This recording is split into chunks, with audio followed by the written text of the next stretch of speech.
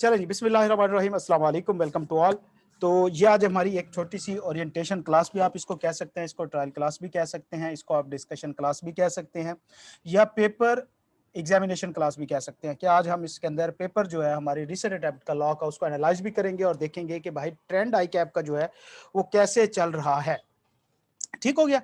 तो लिहाजा आज की क्लास शुरू करते हैं। ज़्यादातर आप में से मुझे जानते ही हैं, बाकी भी ज्वाइन करेंगे, जो नहीं जानते उनको मैं बता देता हूँ कि मेरा नाम हाफिज़ जुनैद है और ये मेरा तकरीबन कोई 15वां-16वां बैच है जिसमें मैं पढ़ा रहा हूँ। मैं फ़िज़िकल लाहौर में पढ़ाता रहा, लेकिन लॉकडाउन की वजह से आपको पता है कि सारा कुछ दरम-बरम हो गया कॉलेजेस का। तो ऑनलाइन मेरा काफ़ी टाइम से चल रहा है अल्हम्दुलिल्लाह और अच्छे खासे स्टूडेंट यहाँ पे भी मेरे मौजूद हैं। तो लेकिन आज की क्लास का पर्पस जो है वो थोड़ा-सा हम लॉ को डिस्कस करेंगे और अपनी आने वाली स्ट्रैटेजी को डिस्कस करेंगे इंशाअल्लाह। तो सबसे पहले हम थोड़ा-सा ना क्या कहते हैं, जो हमारा पेपर हुआ है उसको एनालाइज़ कर लेते हैं, ताकि जो स्टूडेंट अगर किसी कोई जल्दी में भी है, जो खास तौर पे मेरे क्लास के रेगुलर स्टूडेंट है, वो जाना चाहे तो जा दें और उसके बाद फिर हम अपना जो फ्यूचर प्लान है, कोर्स ऑफ एक्शन है, वो तमाम सब्जेक्ट्स के बारे में इंशाअल्लाह यहीं पे डिस्कस भी करेंगे, आपको बताया भी जाएगा। ओके बेटा, बिज़नेस लॉ का नॉर्मली आपको पता है कि 30 नंबर के एमसीक्यूज़ आने थे और उसके बाद 70 मार्क्स की थ्योरी आनी थी। तो एमसीक्यूज़ का जो 30 नंबर का पोर्शन होता है बेटा, वो 15% जो होता है वो एम लॉ का आता है और 15% ही कंपनी लॉ का आता है। इस बार के एमसीक्यूज़ जो थे वो रिलेटिवली आसान थे पिछली बार की निस्बत। मतलब पिछली बार के जो एमसीक्यूज़ थे उसको हमने देखा था तो वो तकरीबन कोई 5 या 6 जो थे वो स्ट्रेट थे। बाकी सब जो थे वो केस स्टडी टाइप और थोड़े से ना टेक्निकल थे, मतलब सोचने वाली चीज़ थी। लेकिन अगर इस बार के एमसीक्यूज़ की बात की जाए तो कोई 4-5 या 6 कर लो मैक्सिमम जो टेक्निकल हैं, जिसके अंदर थोड़ी-सी, जिसमें वो आप कह सकते हैं कि जो फ्रेश इलेक्शन है डायरेक्टर का, रिमूवल ऑफ डायरेक्टर का, उसके अंदर थोड़ी-सी एक टेक्निकल किस्म की कैलकुलेशन थी, लेकिन मुझे नहीं लगता कि आप उसमें कोई परेशानी होनी चाहिए, अच्छी खासी क्लास में हमने उसके ऊपर बहस की हुई थी। बहरहाल इस तरह के कोई 5-6 ट्रिकी थे, बाकी सिंपल थे, मतलब 20 एमसीक्यूज़ ठीक होना बनता था। मतलब इतना आप सोच लें कि हम क्लास के अंदर जो वर्डिंग यूज़ करते रहे हैं, वैसे एमसीक्यूज़ आए हैं। आप में से जो बच्चे एमलॉ के लेक्चर के याद होगा कि मैंने शुगर की यही एग्जांपल कोई 20 बार दी होगी, wide agreement, contract, contingent contract ये पढ़ाते हुए कि भाई। और एक बार तो वो हादी है, आया क्लास में, उसने तंग आके कहा सर बोरी ही बदल लो। तो जो भी था खैर। और इस बार क्वेश्चन में एग्जैक्टली वही शुगर ही उन्होंने यूज किया वर्ड। इसी तरह हमने डायरेक्टर के ऊपर, तो ये हम एग्जैक्टली वर्डिंग भी यूज करते रहे थे। तो अगर मेरी क्लास का स्टूडेंट किसी का अगर 20 से कम है ना, इसमें से एमसीक्यूज गलत हैं, तो वो बेटा थोड़ा सा अपनी क्लास लगवाने की तैयारी करें। अच्छा, बाकी जो इसके क्वेश्चन थे बेटा आगे थ्योरी पोर्शन के, हम उनको देखते हैं और देखते हैं कि उसने कौन कौन से, हम आंसर नहीं डिस्कस करेंगे, आंसर बताना आपको बिल्कुल मकसूद नहीं होता, पर्पज नहीं होता और ना ही बताना चाहिए। मेरे से आप पर्सनली पूछें, रिजल्ट आने से पहले बच्चों को आंसर नहीं देने चाहिए। लेकिन हम क्यों देते हैं या आइडिया क्यों देते हैं, उसकी एक रीजन है बेटा कि खास तौर पे हमारा ना, हम जब खुद स्टूडेंट थे ना, हमने बहुत नुकसान किया है अपना। ये जो सब्जेक्ट होते हैं ना रिजल्ट से पहले उठा के, मतलब 60-60 हजार फीस भर देते होते थे, 40-40 हजार फीस भर देते थे और उसके बाद फिर जाके जब रिजल्ट आता था सारी वेस्ट हो जाती थी। तो लिहाजा ये थोड़ा-सा उस फैक्टर को कवर करने के लिए है कि जो स्टूडेंट, अब आप पेपर दे के आए हैं, लॉ का पेपर एक लेंथी पेपर है। मतलब मैं अगर बात करूँ तो ये एक चंद, जिसमें कॉस्ट है, ऑडिट है, R2 है और लॉ है। ये 4 सब्जेक्ट जो हैं ये लेंथी सब्जेक्ट हैं। उसके बाद जो टैक्स है R1 है, इकोनॉमिक्स है, इकोनॉमिक्स नहीं, टैक्स R1, ये जो है मीडियम के हैं, बाकी स्मॉल में आते हैं, बीएम है, इकोनॉमिक्स है, इंट्रो टू अकाउंटिंग है। तो ये वो बेटा सब्जेक्ट हैं जिनके आपको रिजल्ट से पहले, इनरोल करने से पहले आपको इसका अंदाजा होना चाहिए कि भाई ये जा रहे हैं या आ रहे हैं।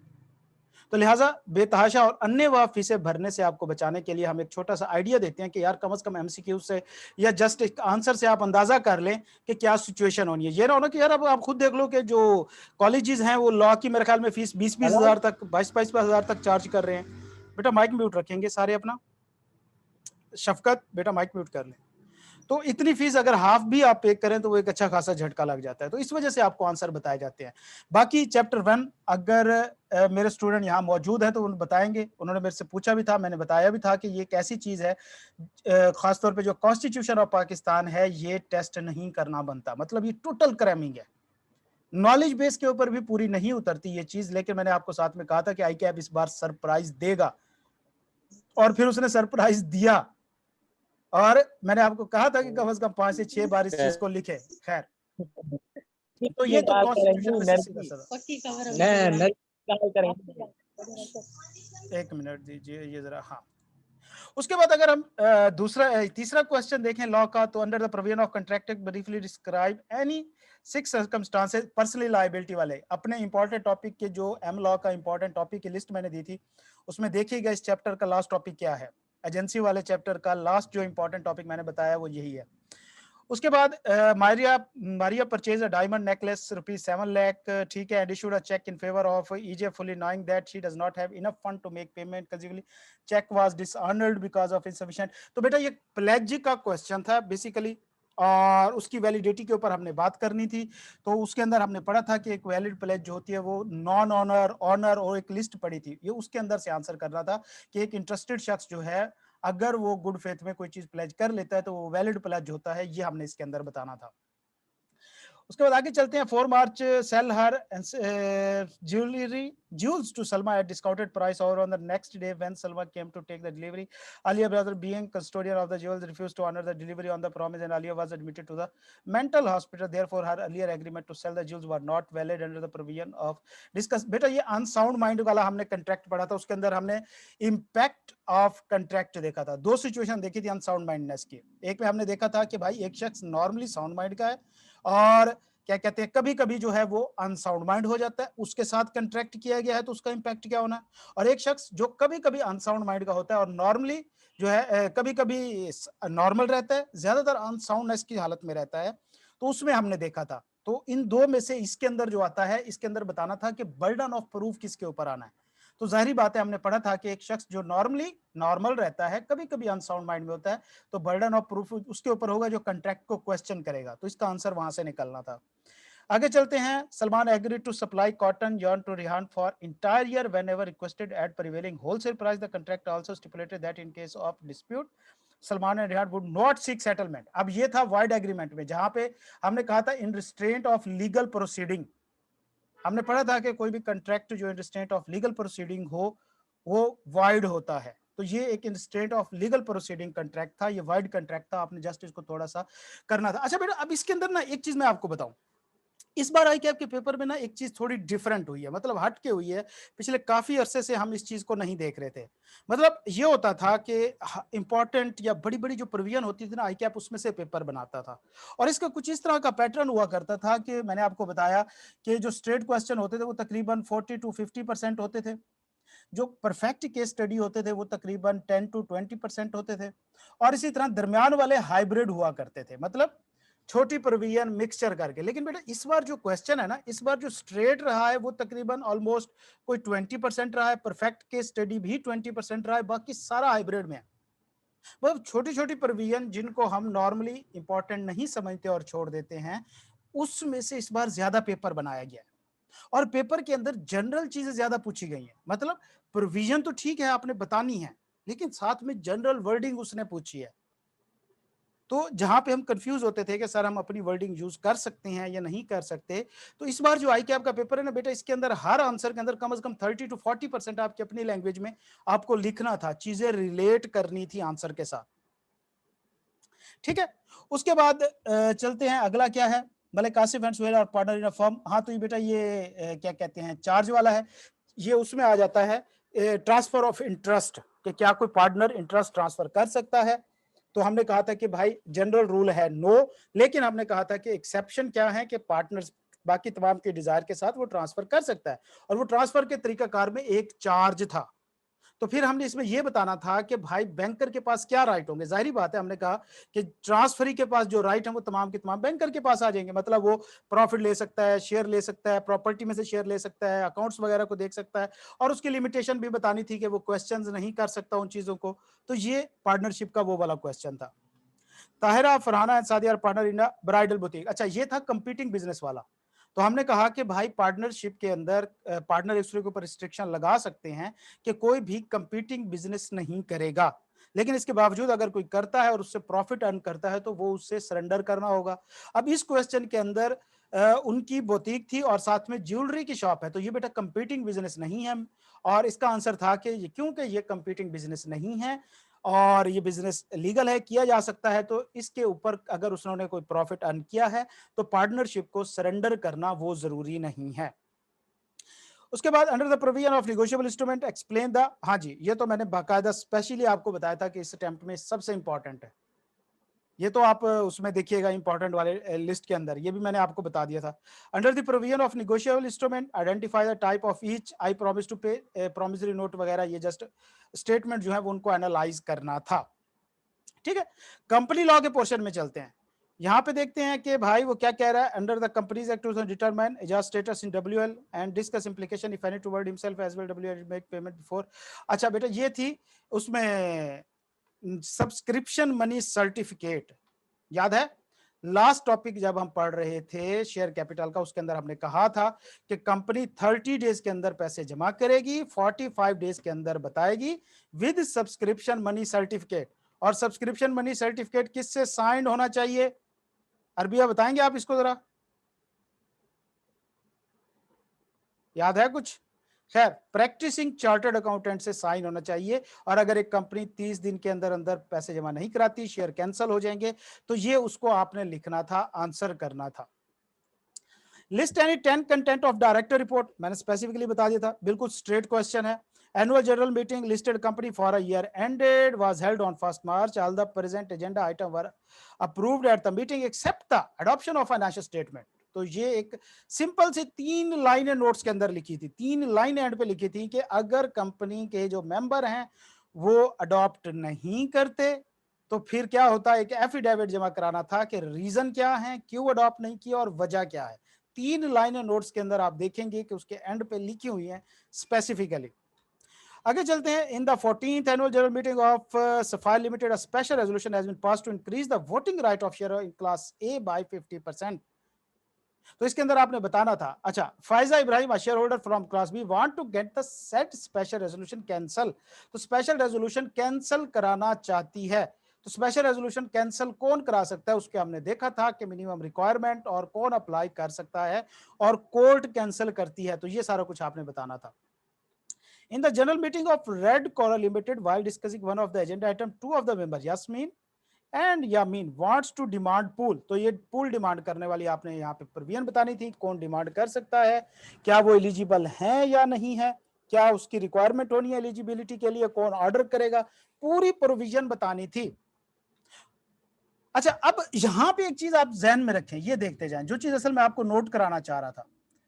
आप रिक्वायरमेंट के अंदर देखें कि इस बार रिक्वायरमेंट के अंदर वर्ड, स्टेट, नरेट वो यूज ही नहीं हुआ और एक्सप्लेन भी बहुत कम जगह पे यूज हुआ है। ये डिस्कस और एडवाइस यूज हो रहा है और ये हमने कहा था कि ये वो क्वेश्चन होते हैं जो हाइब्रिड होते हैं। अच्छा, आगे चलते हैं। On 31st December, Ali was appointed as a CEO of Pearl Limited, a listed company. In March, informed board that 15 February spouse was appointed. अच्छा, तो ये हमने पढ़ा था इनएलिजिबिलिटी क्राइटेरिया ऑफ डायरेक्टर, और हमने कहा था कि कोई भी शख्स अगर कोई ब्रोकरेज हाउस में, मतलब शेयर ट्रेड वगैरह क्या उसमें इन्वॉल्व है, ब्रोकरेज हाउस होते हैं जो शेयर्स वगैरह ट्रेड करते हैं स्टॉक एक्सचेंज पे, तो वो इनएलिजिबल होता है, चाहे वो खुद हो या उसकी वाइफ हो वगैरह वगैरह, तो वो इनएलिजिबल हो जाते हैं। लेकिन यहां पे आंसर ये नहीं था, इसका आंसर क्या था? Under the provision of companies act evaluate the impact, कि भाई पहले देखो 31 दिसंबर को अपॉइंट हो रहा है, इन मार्च 2021 ही इन्फॉर्म्ड, उसने मार्च में जाके बताया कि 15 फरवरी को, अब डिस्क्वालीफाइड तो देखा जाए वो 15 फरवरी को हो चुका है, लेकिन बताओ वो मार्च में जाके रहा है, तो बीच वाले 15 दिन का इंपैक्ट बताना था हमने कि उस 15 दिन का क्या होगा। तो फिर आपने बताना था कि उसके तमाम एक्ट की जो हैं वो वैलिड रहेंगे, लेकिन वो अपना ऑफिस जो है वो सीज कर देगा, वो होल्ड नहीं कर सकता। ये चीज असल में बतानी थी आपने। आगे चलते हैं। इन फरवरी सिल्वर टोपाज लिमिटेड एक्वायर्ड 18, अच्छा ये वाला जो क्वेश्चन है ना बेटा, ये पास पेपर में से है। Share in JEL limited after acquisition STL nominated one of its director on JEL boards. तो भाई ये हुआ कि एक कंपनी जो है 18% वोटिंग शेयर लिया उसने एक दूसरी कंपनी में, वहां पे अपना एक डायरेक्टर भी नॉमिनेट करके अपॉइंट करवा दिया। अब कंपनी 10% मजीद वोट लेने जा रही है, तो क्या कहते हैं, बताए कि इसका क्या कोर्स है। इसमें 2-3 चीजें आनी है बेटा। पहले नंबर पे तो ये बताना था कि अगर जो एक कंपनी है किसी कंपनी के अंदर शेयर इन्वेस्ट करने की पावर किन के पास है, डायरेक्टर के पास है या मेंबर के पास है? तो हमने कहा था कि इन्वेस्ट करने की पावर डायरेक्टर के पास है, डिस्पोज ऑफ करने की पावर नहीं है विदाउट जनरल। ठीक है, वो आपने बताना था। फिर आपने साथ में थोड़ा सा इसके ऊपर ये भी हाईलाइट करना था कि क्योंकि ऑलरेडी एक डायरेक्टर जो है उस कंपनी में डायरेक्टर इनका मौजूद है, तो ये एक इंटरेस्टेड डायरेक्टर वाली भी थोड़ा सा इसके अंदर टच आना था। Identify any 4 criteria on the company formed under, तो ये भाई एनजीओ वाला पहला पहला टॉपिक है यार। 4 कंडीशन ही आपको नहीं आती थी तो बेटा फिर आता क्या था आपको? खैर, तो ये एक पेपर था इस बार वाला। ये एक ऐसा पेपर है जो अगर एक बच्चे ने सिंपल क्लास के अंदर, खासतौर पे जो स्टूडेंट है मेरे इस टाइम बैठे हैं उनसे मैं बात कर रहा हूँ, सिंपल अगर आपने नोट्स पढ़े ना, इसमें से कोई ऐसी चीज नहीं है जो उससे बाहर से आई हो। और काफी सारी चीजें ऐसी हैं जो एग्जैक्टली हम क्लास में वर्डिंग यूज करके पढ़े हुए हैं वो ही थी। मतलब आपको मैंने बताया था कि जब आप एग्जाम में बैठे होंगे आपको याद आ जाएगा कि सर ने इसकी एग्जाम्पल कैसे दी थी, यहां तक याद आएगा आपको, और उसके ऊपर सुनाया गया लतीफा भी आपको याद आएगा। तो बहरहाल आपको याद आना चाहिए। किसी को आया? हसन,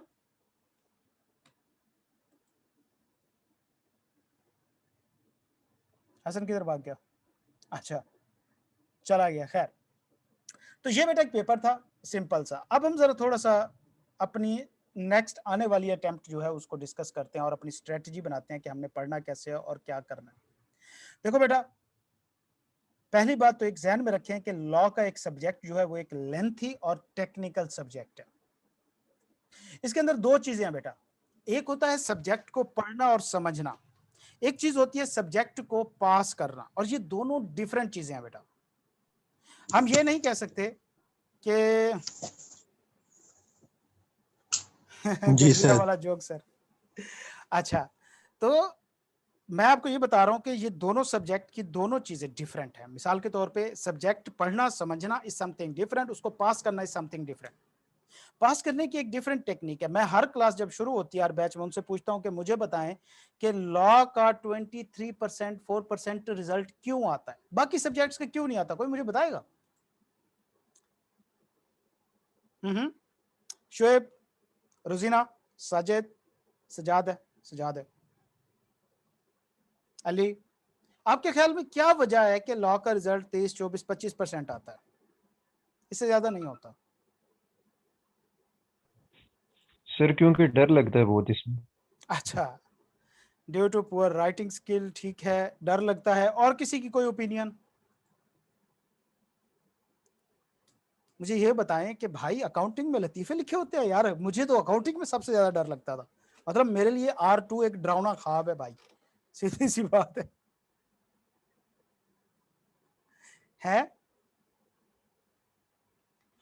देखिए बेटा, मैंने पिछले बैच में बच्चों से पूछा तो उनका आंसर था कि सर बच्चे पढ़ते नहीं है या बच्चे मेहनत नहीं करते। तो मेरा आंसर था उस पर कि क्या बच्चे सिर्फ लॉ ही नहीं पढ़ते?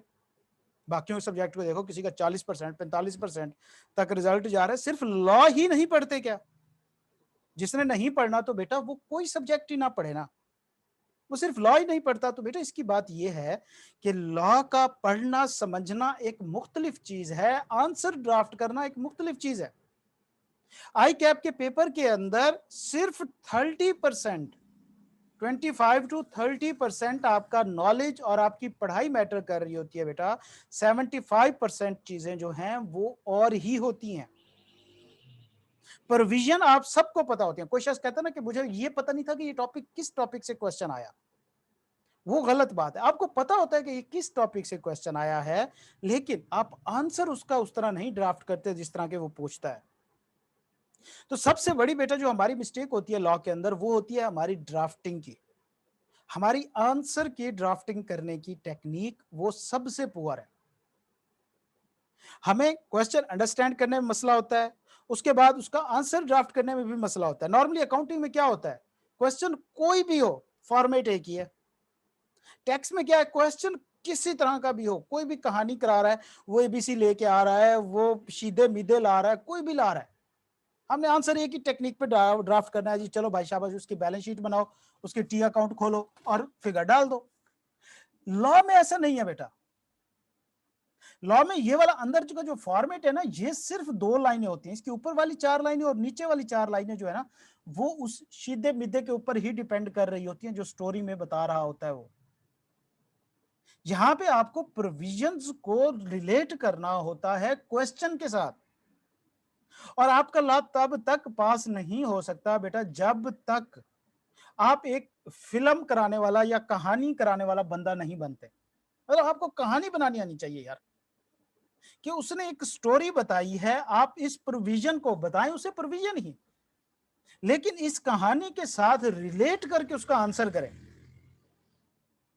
ये असल टेक्निक है लॉ के अंदर। जो मसला आता है कि भाई यहां पे स्टोरी मैटर करती है, किसी सब्जेक्ट में स्टोरी मैटर नहीं करती। वो जो भी स्टोरी सुनाता है हमारा आंसर सेम होता है।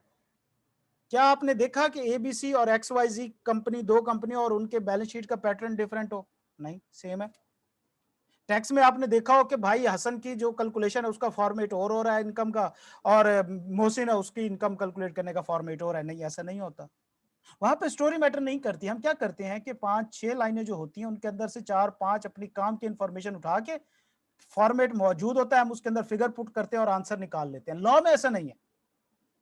लॉ में पूरी की पूरा क्वेश्चन और स्टोरी जो है वो मैटर करती है। आपको हर चीज को पढ़ना है, आपने अपनी प्रोविजन देनी है और उसके साथ रिलेट करके देनी है। और लॉ को पढ़ना ये एक और टेक्निक है। लॉ अगर आपने समझना है और पढ़ना है ना, तो आप एडवेंचर मूवीज देखा करें। खासतौर पे वो पहेलियों वाली मूवीज होती हैं जिसके अंदर हम कड़ियों से कड़ियां मिलाते हैं, वो और वो ट्रेजर हंट टाइप खजाने ढूंढ रहे होते हैं, ये इस तरह की चीजें जो होती है ना, वो मूवीज देखा करें। तब आपको समझ आएगा कि लॉ कैसे चलता है। मतलब एक कड़ी से दूसरी कड़ी निकलती है, हर लाइन जो है वो अपना अगला आंसर खुद बता रही होती है। आपको रिलेट करनी आनी चाहिए चीजें। बाकी यहां तक ये क्वेश्चन कि भाई लॉ की वर्डिंग सीखना इंपॉर्टेंट है। बेटा जब हम क्लास में 4-5 बार रिवीजन करते हैं ना, तो वर्डिंग खुद ब खुद आ जाती है। इस फोबियो को शुरू में लेके चलना ही नहीं चाहिए कि सर लॉ की, सर अब लॉ पास करने के लिए मूवी देख, बिल्कुल देखनी पड़ेगी बेटा। देखनी पड़ेगी। और मैं आपको अपना सुनाता हूँ। हमारे सर जवाद साहब स्कैन में, आप मेरे ख्याल में वो लॉ नहीं पढ़ाते, वो क्यूएम पढ़ाते हैं। आप इसे जानते भी हो, स्कैन लाहौर में क्यूएम पढ़ाते हैं, और वो बहुत ही नाइस टीचर है, बहुत ही। उनसे पढ़ा था। तो लास्ट 1-2 दिन पहले ना हम गए सर से क्वेश्चन पूछने। क्लासेस ऑफ हो जाती थी तो हम कैंपस में चले जाते थे। तो हम गए जवाद साहब के पास ना, क्वेश्चन पूछ रहे। जवाद साहब ना सर पकड़ के बैठ गए, कहते यार जाओ। उन्होंने हमें 2 मूवीज के नाम बताए थे, मेरे ख्याल में इंडियाना जोन्स की थी। कहते यार ये जाके मूवीज देखो तुम। हमने देखी और हमने पेपर पास किया भाई। तो लिहाजा क्राइम पेट्रोल देखना चाहिए। नहीं बेटा, वो क्रिमिनल एक्ट होता है, हमारा लॉ जो है वो सिविल लॉ है। तो ये हम आगे चल के इंशाल्लाह सब्जेक्ट में डिस्कस करेंगे। खैर, ये सब चीजें करनी चाहिए आपको आपको अपना माइंड ओपन करना चाहिए। ओके, अब हम जरा सब्जेक्ट को डिस्कस करते हैं, हमने पढ़ना क्या और क्या करना है। देखो बेटा, अगर बुक देखी जाए तो इसके 16 चैप्टर और 500 पेजेस हैं। अब 2 चीजें हैं, या तो मैं कहूं कि भाई 500 पेजेस याद कर लो, तो भाई आपके फरिश्ते भी 6 महीनों में याद नहीं कर सकते। ठीक है, मतलब एक एफएससी की बुक 200, 250, 300 की पेज होते थे, और हमें 12 महीने लगते थे याद करने में, और तब हमारे दिमाग लाइट होते थे, मतलब तब अब्सॉर्ब कर सकते थे इंफॉर्मेशन, तब हम आसानी से याद कर सकते थे। लेकिन हमें फिर भी 12 महीने लगते थे 200-250 सफ़ों की बुक को पढ़ने के लिए। यहाँ पे 500 पेजेस की बुक आप कैसे याद कर सकते हैं अगले आने वाले 6 महीने में? अगर हम इनका ब्रेक डाउन करें बेटा, तो 300 पेजेस जो हैं वो एम लॉ के हैं, और 200 पेजेस जो है वो कंपनी लॉ के हैं। अगर हम बात करें कि 200 में से याद कितने करने हैं हमें, तो हम देखते हैं कि भैया जी हमारे नोट्स जो हैं इनके, हमारे चैप्टर 11 किधर गया, ये रहा, यहाँ से शुरू होता है। 200 में से इसके कितने पेजेस हैं? 9 पेज हैं चैप्टर 11 के। चैप्टर 12 के देखते हैं, 9 पेज चैप्टर 12 के हैं। चैप्टर 13, अच्छा बेटा ये 40 मिनट बाद हमारा सेशन एंड हो जाएगा, मैं नया लिंक दूंगा, फौरन ज्वाइन करना है आपने। अच्छा, इसके कितने हैं? 9, 18 और इसके 14 पेजेस, कितने हो गए? गिनती करते हैं भाई साथ साथ, मुझे एंड पे बताइएगा। चैप्टर 14 है भैया, 11 पेजेस। 25 और 18 कितने हो गए? कोई हिसाब लगाए जल्दी से। 15 है, 11 पेजेस। 25, 18, 11 और 7। 25, 18, 11 और 7, करो जमा इनको, कितने बन गए? 61 पेजेस हमने याद करने हैं। देखो यही चीज है कि अगर हम गलत जगह पे टाइम खपाते रहेंगे बेटा तो एग्जाम के अंदर हम नहीं पास कर पाएंगे पेपर को। हमें ये देखना होगा कि हमने टाइम लगाना कहाँ है, हमने बुक को टाइम नहीं देना भाई। बुक हमें कभी भी ये नहीं बताएगी कि क्वेश्चन का आंसर कैसे करना है। बुक हमें एक क्राइटेरिया देती है कि देखो भाई मैंने ये 3 लाइनें लिख दी हैं, आपके ये निशानियां मौजूद हैं। बुक हमें सिर्फ निशानियां बताती है, क्वेश्चन के अंदर से हमने निशानियां देख के उसको आंसर करना होता है बस। तो असल चीज वो आंसर करना है बेटा। इसके 61 पेज हैं, और अगर हम इसी तरह एम लॉ की बात करें जिसके 300 पेज हैं, जिसको हमने याद करना है, वो भी तकरीबन 150 के करीब है जो हमने याद करने हैं। अब अगर हम बात करें तो बेटा नॉर्मली जो कॉलेजेस वगैरह में क्लासेस होती हैं वो 90 आवर्स की होती हैं, लेकिन हमारी यहाँ पे 100 क्रॉस हो जाता है, मतलब हम 100 लेक्चर से भी ऊपर चले जाते हैं। मेरी ये आदत है कि मैं एंड तक क्लास रखता हूँ। इस बार भी मैंने 20-22 फरवरी को ही छोड़ी थी क्लास, ताकि ज्यादा से ज्यादा आपको इंटैक्ट रखा जाए ना। आप पे तो मुझे भरोसा है नहीं ना कि भाई आप घर में बैठ के खुद पढ़ोगे, तो लिहाजा तैयारी करा के ही भेजते हैं इंशाल्लाह। अच्छा, अब बेटा अगर बात करें तो हमारे 100 लेक्चर्स होंगे, इसके अंदर हम पहले 25 टू 30 मैक्सिमम 25 टू 30 लेक्चर्स के अंदर कंपनी लॉ अपना खत्म कर देंगे, जिसका वेटेज 50 मार्क्स का है। इस 50 मार्क्स को हम पहले 25-30 लेक्चर्स के अंदर खत्म करेंगे। उसके बाद हमने बेटा करना है चैप्टर 10 फिर चैप्टर 9, इन दोनों का 15-15 नंबर का वेटेज है। हमारा टोटल कितना हो गया, इसके ऊपर हमारे लगने हैं 3 लेक्चर, इसके ऊपर भी 3 लेक्चर, 6 और 36 लेक्चर में हम अपना 80% सिलेबस कवर कर लेंगे। 3 लेक्चर हमारे लगने हैं चैप्टर 1 पे, जिसका 6 नंबर का वेटेज है। तो अगर हम देखें तो हम अपने 40 लेक्चर्स में 85% सिलेबस कवर कर चुके होंगे, और ये इतना हम कर चुके होंगे जितना एग्जाम में हमें नॉलेज की जरूरत होती है। अगली जो बेटा 60 लेक्चर्स होंगे उनके अंदर हमने सिर्फ ये देखना होगा कि कैसे इस चीज को हमने क्वेश्चन के साथ रिलेट करके आंसर करना है। मतलब जैसे ही हमारा एम लॉ शुरू होगा, हमारी कंपनी लॉ की रिवीजन स्टार्ट हो जाएगी। मतलब 2 दिन हम नेगोशिएबल इंस्ट्रूमेंट पढ़ेंगे, फिर 1 दिन हम चैप्टर 11 की रिवीजन करेंगे।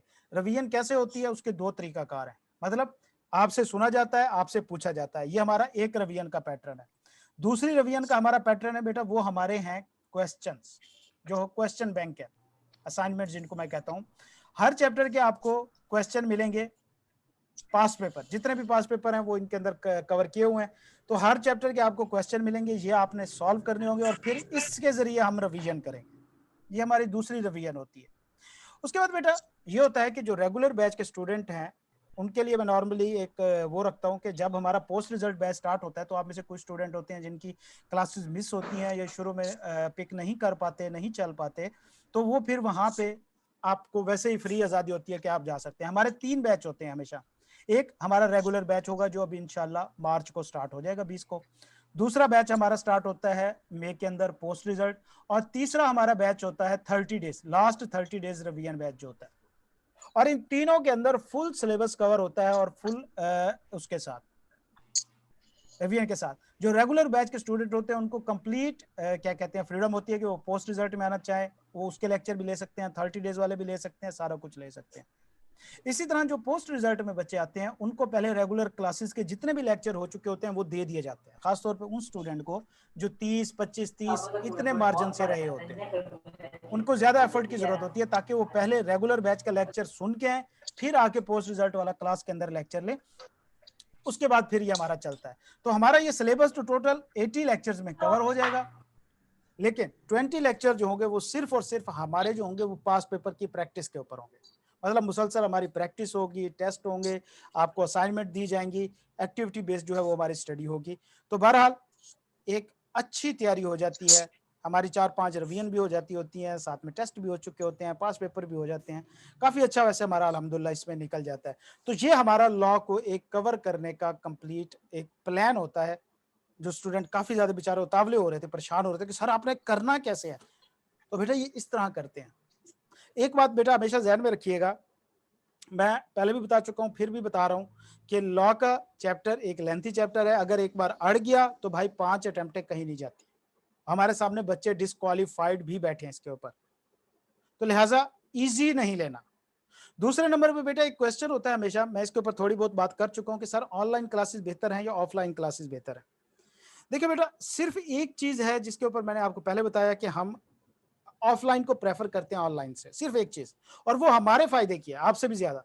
वो है बेटा स्टूडेंट की कंसिस्टेंसी, कि हम थोड़ा बहुत वो इंश्योर कर लेते हैं कि बच्चा आता है, क्लास में बैठा होता है, हमें फिजिकल इंटरेक्शन होती है, लेकिन उसकी बहुत ज्यादा लिमिटेशंस है, उसमें कई लिमिटेशन है। मिसाल के तौर पे मैं आपको ये बताता हूँ कि जब मैं अब यहाँ पे पढ़ा रहा हूँ, मैंने एक चीज आपको शो करानी है, मैं यहाँ पे आपको बुक शो करा रहा हूँ, उसके बाद मैंने आपको पढ़ाते पढ़ाते पास पेपर शो कराना है।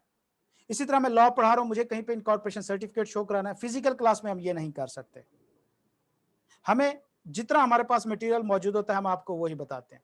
दूसरे नंबर पे बेटा इसके अंदर ये होता है, फिजिकल क्लास में किसी को खुराक हुई, 10-15 मिनट गए।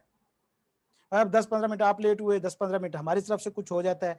इसी तरह एक बंदे को खांसी आई, सारी क्लास डिस्टर्ब हो गई, किसी ने जुगत कर दी, सारी क्लास डिस्टर्ब हो गई।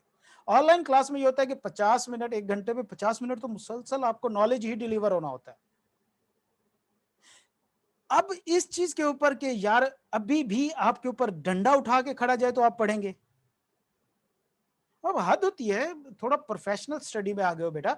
अब आप ये सोचो कि 2-3 साल बाद आपने अर्न करना है, आपने कमाना है, घर वालों को खिलाना है भाई। अब वो दौर खत्म हो जाना है 3 साल बाद, आपसे किसी ने नहीं पूछना कि पुत्र खर्चा चाहिए कि नहीं चाहिए, फिर पूछेंगे पुत्र खर्चा किधर है। आपके सामने हम जीती जाती मिसालें बैठे हैं यार, थोड़ा सबक सीखो हमसे। यही 2-3 साल आपके घर वाले अफोर्ड करेंगे आपको, इसके बाद नहीं करेंगे, फिर परेशानियां बढ़ती जाएंगी। अब अगर सीए को आपने चूज कर ही लिया है तो पुत्र निकालो यार, क्या है मतलब। एक प्रोफेशनल स्टडी है, इसने आपको अर्न करके देना है। देखो एफएससी के हम कहते थे क्या यार उसने क्या अर्न करना है, पास करो, फर्स्ट डिवीजन लो, 80% 90% मेरिट बनेगा, नहीं। ये एक वो स्टडी है जो आपको अर्न करके देगी, इसके बाद आपने कुछ और नहीं करना भाई, कमाना है। फिर शादी भी होनी है पुत्र। सीए वाले हैं तो सीए वाले भूले नहीं हम सब। खैर ये दूर के ढोल है, बहुत सुहाने हैं, इतनी जल्दी नहीं। हो जाएगी इंशाल्लाह, आपकी भी हो जाएगी, परेशान नहीं होना। लेकिन बहरहाल बेटा थोड़ा सा सीरियस हो, इस चीज को खुद सोचें कि भाई अब आपने पढ़ना है। बाकी ये होता है कि भाई मेरी क्लास में ऐसा स्टूडेंट तो बिल्कुल ना आए जो थोड़ा सा बदतमीज है, या जो ये कहता है कि सर मैंने पैसे दिए आप मुझे पढ़ाएं। अपने पैसे अपने पास रखे भाई, क्योंकि मैं क्लास में थोड़ा सा इस बार और ज्यादा स्ट्रिक्ट होने जा रहा हूँ। पिछली क्लासेस में रहा हूँ लेकिन काफी नॉर्मल था। इसमें हमारा बेटा सीधी सी बात है, टेस्ट स्किप करेंगे आपको टेस्ट डिस्कशन क्लास नहीं मिलेगी। क्लासेस एब्सेंट हो गई अगर आपकी बगैर इंफॉर्मेशन के कुछ होंगे, आपकी अटेंडेंस लगेगी बाकायदा, और ये मेरा प्रॉमिस है कि आपकी अटेंडेंस लगेगी। और उसके बाद क्या कहते हैं, जो परफॉर्मिंग स्टूडेंट है उनको बाकायदा अकोमोडेट भी करेंगे, और जिन्होंने पुअर परफॉर्मेंस शो की बेटा उसके बाद के सारे लेक्चर नहीं दूंगा, फिर जिसने जो करना है वो कर ले, ठीक है ना। मैं क्लास में कर सकता हूँ, आपके साथ आऊँ, बैठूं, लतीफे सुनाऊं, जोक सुनाऊं, और उसके बाद चलते हैं। खुशी खुशी माहौल, मेरी गुडविल भी एक बनी रहेगी हर जगह से। सर बस दुआ करें, इंशाल्लाह बेटा इंशाल्लाह। तो क्या कहते हैं, खुशी खुशी हमारी क्लास चलेगी और एंड पे एंजॉय करके हम चले जाया करेंगे। नहीं बेटा, ये मकसद ही नहीं है क्लास का, इतना बोलने का, इतना करने का। और इन सब चीज़ों का पर्पस जो है, ना मैंने आपको लॉयर बनाना है, ना मैंने आपको कोई इस तरह की चीज़ देनी है, मैंने आपका पेपर पास कराना है, दैट्स इट। और मैटर फिलहाल आपके लिए क्वालिफिकेशन कर रही है, कुछ भी जिंदगी चीज नहीं कर रही। आपकी क्वालिफिकेशन नहीं है ना बेटा, आप टके टोकरी हो, आपका सीए कंप्लीट नहीं है ना, तो बेटा कोई वर्थ नहीं है। इस बात को जहन में रख लो। फीमेल जो है वो तो बेसिकली वैसे ही जहन में रख लेना कि अगर आप घरों से बाहर शहर में पढ़ने गई हो ना पुत्र,